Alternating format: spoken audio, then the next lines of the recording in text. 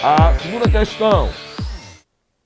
Nos estados, entretanto, se instalaram as oligarquias, de cujo perigo já nos advertia Saint-Hilaire, e sob o disfarce do que chamou a política dos governadores. Em círculos concêntricos, esse sistema vem cumular no próprio poder central, que é o sol do nosso sistema. A crítica presente no texto remete ao acordo que fundamentou o regime republicano brasileiro durante as 3 primeiras décadas do século XX e fortalece o poder militar enquanto fiador da ordem econômica. Não. O poder militar foi importante na República em que momento? Na proclamação. A galera chamou o tiozinho Deodoro da Fonseca, chamaram o homem lá, disseram, vem cá, companheiro. Mas o poder pro povo, não, pro povo não. É pra quem o poder? O povo a gente não gosta não. A gente gosta de quem? Gosta dos ricos. A gente gosta dos cafeicultores de São Paulo. A gente gosta dos oficiais do exército. A gente gosta do positivismo. A gente até simpatiza, mas ali bem distante das promessas da classe média que se colocava como representante dos grupos populares. Tanto que durante o governo de Floriano Peixoto, por exemplo, havia um grupo político que o apoiava, de camadas médias no Rio de Janeiro, que era chamado de jacobinos. Olha aí, alusão aos revolucionários franceses. Mas olha a diferença entre os jacobinos franceses e o do Brasil republicano. Era mais longe do que a coragem de um político brasileiro para fazer o bem para o povo.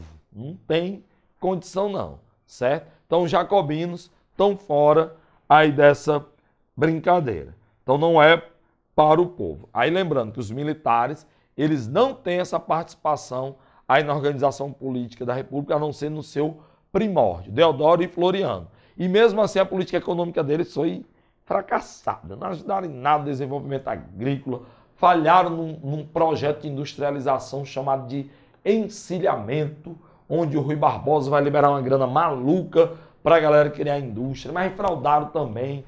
Foi uma desgraça de roubalheira, beleza? Aí vamos lá.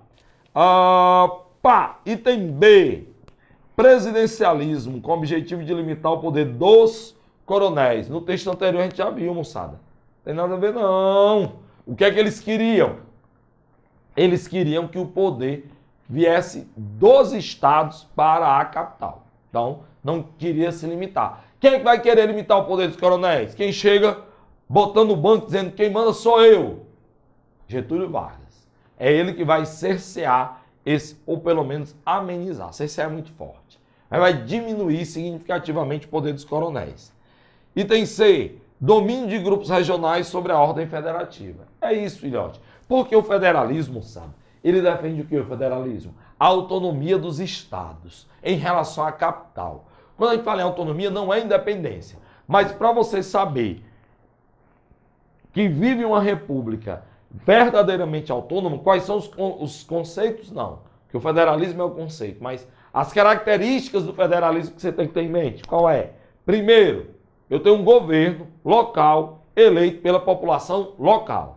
Segunda coisa que caracteriza essa autonomia federativa de uma república, eu tenho que ter uma força militar própria, representada no caso por quem? Pelas polícias militares, civil e o corpo de bombeiros hoje. Na época da República Velha, a polícia militar de sua época. Beleza?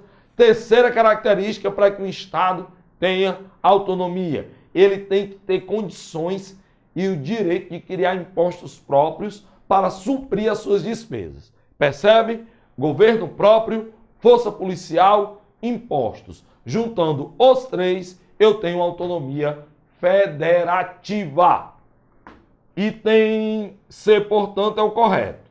Item D, por que está errado? Intervenção nos estados, autorizados pelas normas constitucionais.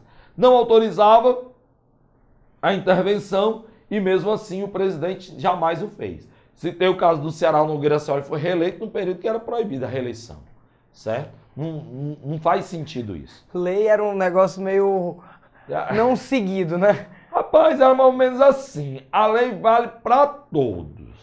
Mas para mim depende da situação. Aí a gente analisa, a gente faz uma brecha aqui.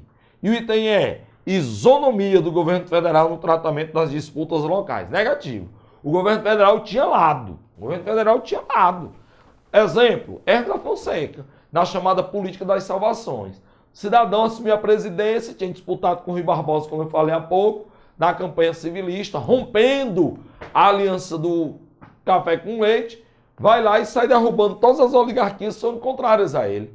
Cadê a isonomia? Cadê a ideia de igualdade, liberdade, mesmo entre os políticos? Não tem, certo? Então ele vai pesar a mão aí na política das salvações.